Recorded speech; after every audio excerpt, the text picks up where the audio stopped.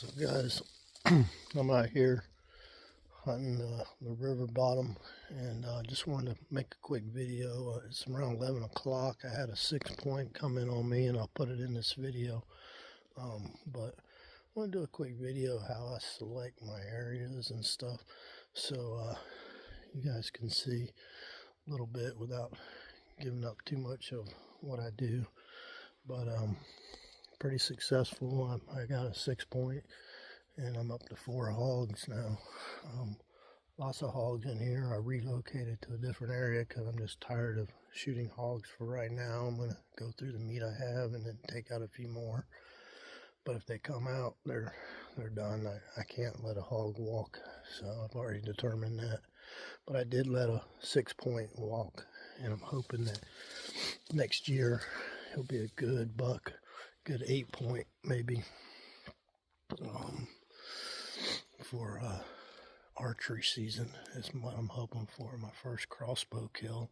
I had to go to crossbow since my hand's just getting older. I had an injury to my left hand, and it's getting to where I don't feel confident holding the bow back. But so I'm out here. You can see down there, got my amphibious landing right there, my pond prowler. And I'm going to walk you through the setup, okay, and how I determine the locations. You know, you're going to have to get off of a few places and do a little scouting, but don't get way up in there if you think it's looking real good. Don't scout all around the whole area. Just kind of directly go to where the points you are. Alright, what you're looking for is game trails that run along natural corridors. And this place, I'm dumbfounded by how much natural corridors it has. Okay, so I'm going to flip the camera around and show you what I'm talking about. Alright, so here's my amphibious landing as a Marine. That's what I do. I come in off the river, and I come in, I got my trolling motor, it's real quiet.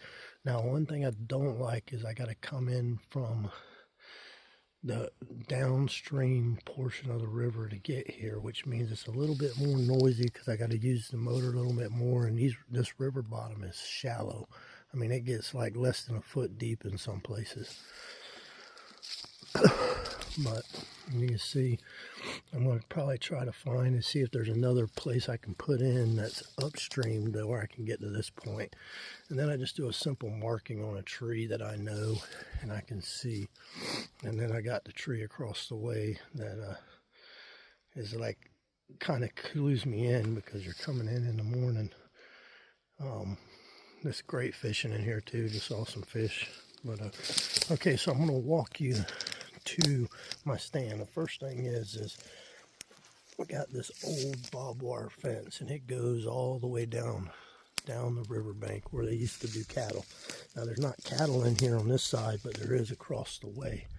So you have the river as a corridor, and then you have this old fence line. So from there,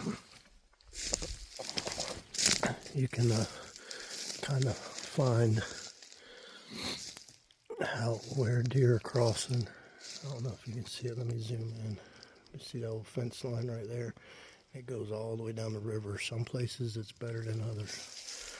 Okay, but that's what I was talking about with a natural corridor.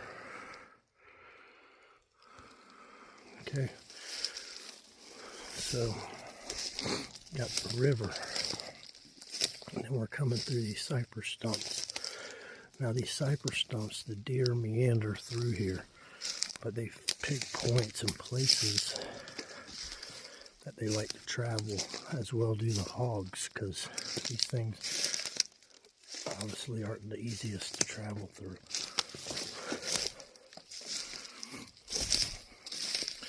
Sorry, I don't want this to be too long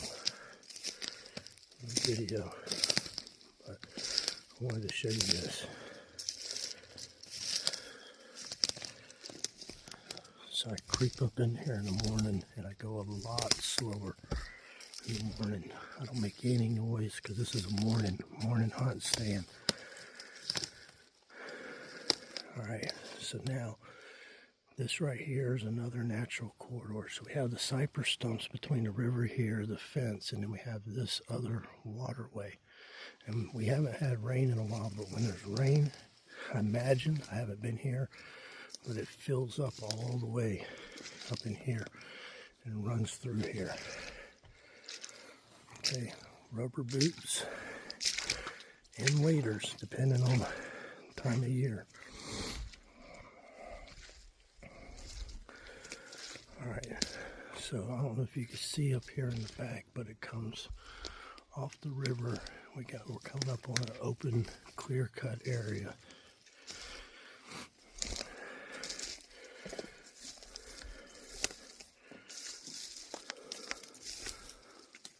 With oak trees and acorns all around it.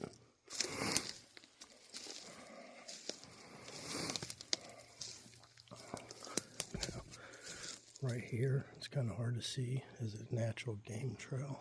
It runs right along this edge of the water over here, and the edge of this field. And we got another one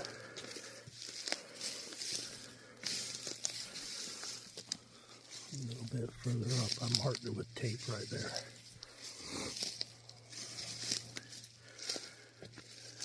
As you can see in here, you have plenty of oak trees. You got grasses and forage, so those deer love foraging, especially this time of year. It's post-rut. But you got another game trail.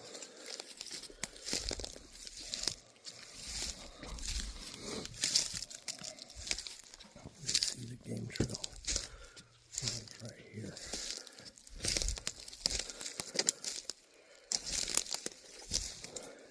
I'm walking down the game trail. And this right here is where that deer, that 6-point, came this morning. Like I said, I'll put it in the video if you stay tuned. Oh, by the way, please like and subscribe, helps me out.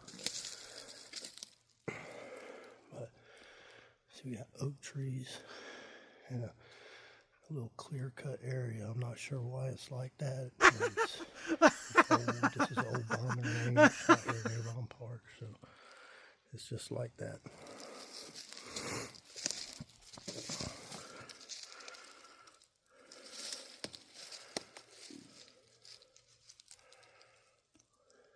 So that's the area, and it's clear all the way through there. You got this tree line with oaks. And so now what I do is I find me some trees. I like to find a bunch of trees that kind of blocks different areas from me. So you can see my tree stand climbers right there. And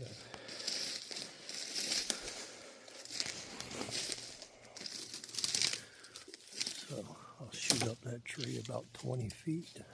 Or higher, depending on where I get the best visibility, and I can see all down in there. So that's a quick little synopsis of my hunting area right along this edge.